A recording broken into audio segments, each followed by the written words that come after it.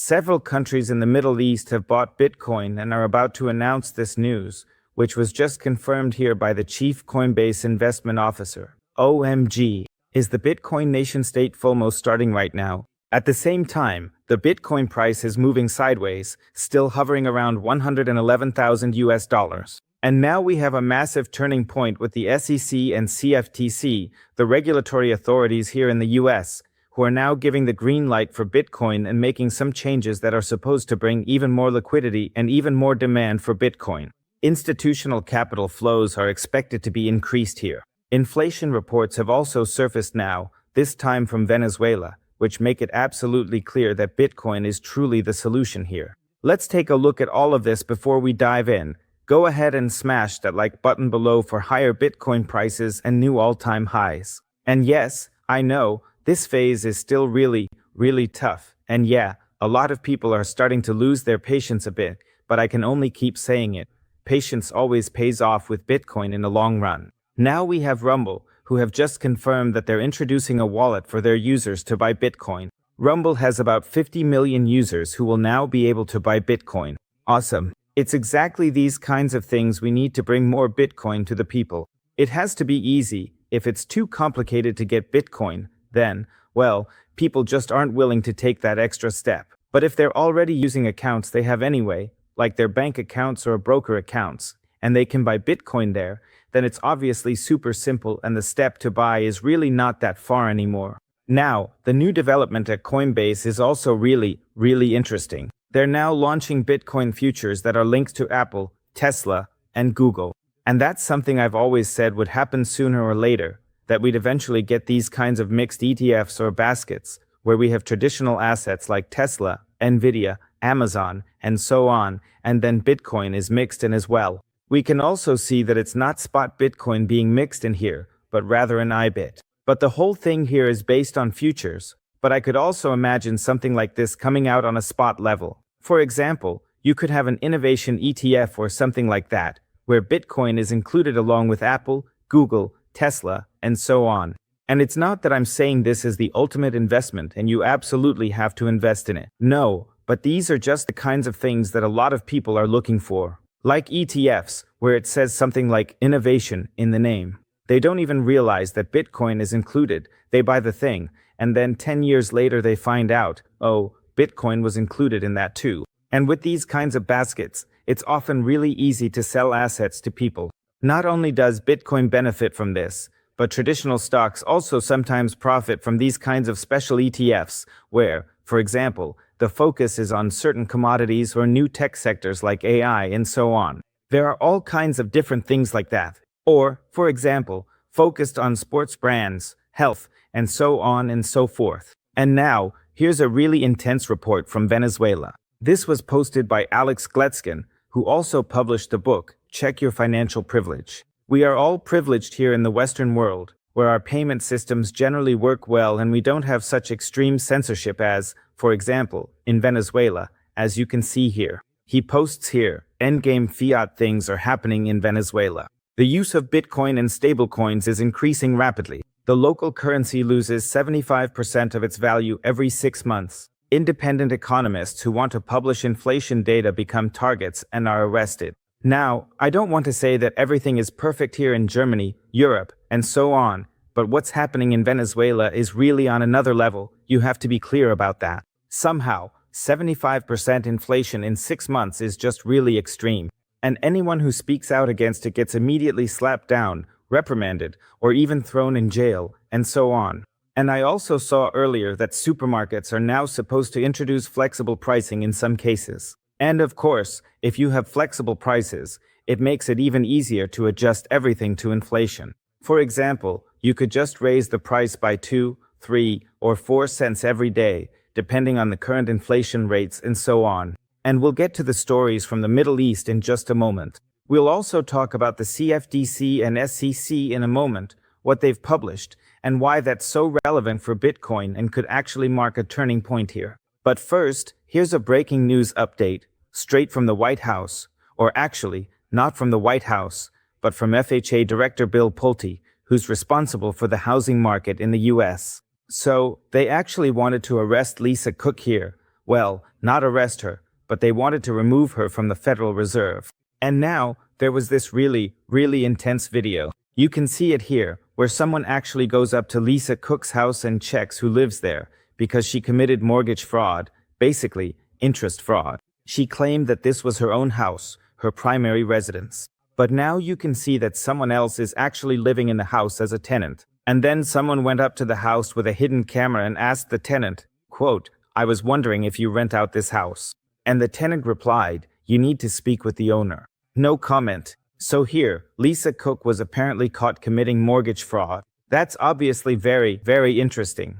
That means the landlord here clearly confirmed that he is not the owner, but someone else is. And I'm always curious to see how this will turn out, whether they'll be able to kick her out. We see that anyone who goes against the Trump narrative here is potentially kicked out, removed, or something similar. Yeah, just yesterday I found a report here claiming that Donald Trump's health isn't as good as he apparently says it is. And there are supposedly a few pieces of evidence showing why things apparently aren't so great. And apparently there are also leaks from the White House suggesting things aren't going so well. And I don't know if there's any truth to it, but there was always speculation that Donald Trump is on the verge of resigning. But yeah, as I said, it's just speculation. I don't know. Hard to judge from here. Now we have this major turnaround with the SEC and CFTC, the main regulatory authorities. On the one hand, there's a change here that's supposed to make it easier to trade certain spot crypto asset products on registered exchanges. Official announcement here, SEC and CFTC, staff issued joint statement on trading of certain spot crypto asset products. And the crux of it, this is really, really important. What this means, there was also an assessment below, which the AI automatically wrote underneath. I'm not even sure if that's sometimes automatic or if people request it here, but I think this was an automatic message that just summarizes what this actually means. So, this step is a turning point, writes the EAF here, for US cryptocurrency, or rather, cryptocurrencies in general, not just US-based ones. We can expect higher liquidity, more institutional inflows, and significantly tighter spreads when regulated spot trading platforms go online. So, it'll also become cheaper to buy Bitcoin. Stronger oversight means more transparency and trust, and will likely attract significant capital to the country that has so far been left out or moved abroad. The collaboration between the SEC and CFTC ushers in a new era of regulatory clarity, alleviates classification issues, and reduces litigation risk. Bitcoin is likely to benefit the most from this. Very important, Bitcoin is the main beneficiary here. General spot access on registered exchanges will further strengthen its legitimacy as digital gold. In the short term, volatility may increase due to the repositioning of new players, but regulatory certainty is exactly what major investors need. Would you like to know the latest trading flows and their impact on the, oh, that was just a standard closing line from the AI. So, more capital, better regulation, and of course, a higher Bitcoin price if more capital flows into Bitcoin. That means, yes, this is definitely a good thing here. I've always been a fan of more relaxed regulation. I don't think the government needs to dictate everything down to the last detail, especially when it comes to, buying Bitcoin or something like that. Innovation is often encouraged by reducing regulation a bit, by taking a more business-friendly approach. And it seems like Donald Trump is really following through with his game plan here, rolling back bureaucracy and regulation to attract capital into the country.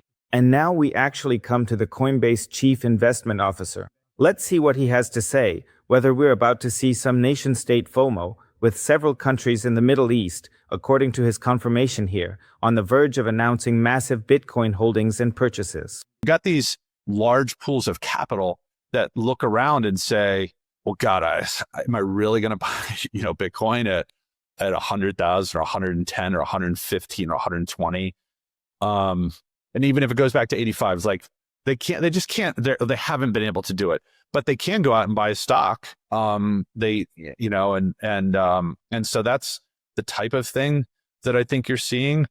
They've put money into VCs, but they haven't really come in. So I think that they will, but this to me, this is exciting. It's like, that is exciting. You want a market where you can look out a couple of years and say, yeah, I know who's going to be buying this stuff from me in a few years' time at what I think will be substantially higher prices.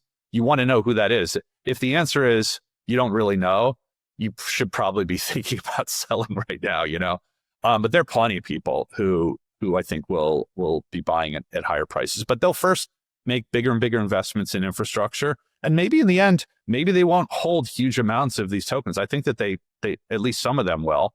And it is possible that crypto to a degree becomes part of some new monetary standard. Not that Bitcoin takes over the dollar, but that it's possible.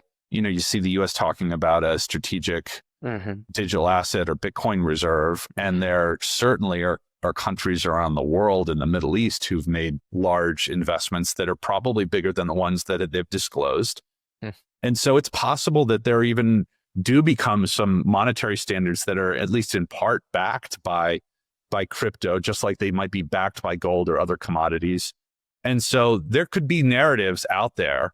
I think there probably will be narratives that will ultimately suck some of these big players in at higher prices. So he's actually talking here about how, in the Middle East, a lot of players have probably already bought way more Bitcoin than they've publicly disclosed. Of course, at some point, that has to come out to the public. The question is just, when will that become public? And in general, we're just seeing a monetary shift that will draw even more capital into Bitcoin, because Bitcoin is about to usher in a new era here, a new monetary foundation for the world. He says it doesn't necessarily mean that the dollar will be replaced by Bitcoin, but rather that Bitcoin will become the major reserve asset alongside the dollar. And if that's the case, then of course more and more players will want a piece of the pie here. They'll rush into Bitcoin, carve out their own slice of the pie, and ride it out from there. And I just found that to be a really, really interesting assessment. And actually, the CEO of Coinbase said something similar. He also said that players here in the Middle East are going to bet on Bitcoin. Sovereign wealth funds that are already buying Bitcoin behind the scenes. So at Coinbase, it seems like they have some kind of secret connection or inside information. Maybe people are even buying directly at Coinbase. It's possible that these sovereign wealth funds are buying directly through Coinbase. I don't know yet. That's just speculation at this point. Let me know down below what you think about these statements. Are you currently bullish or bearish? If you still want to buy Bitcoin, I'll put a link down below to 1-to-1 Bitcoin. There you can easily buy Bitcoin securely. Plus, Bitcoin users can save up to 20% on fees when buying Bitcoin. Alright, bye.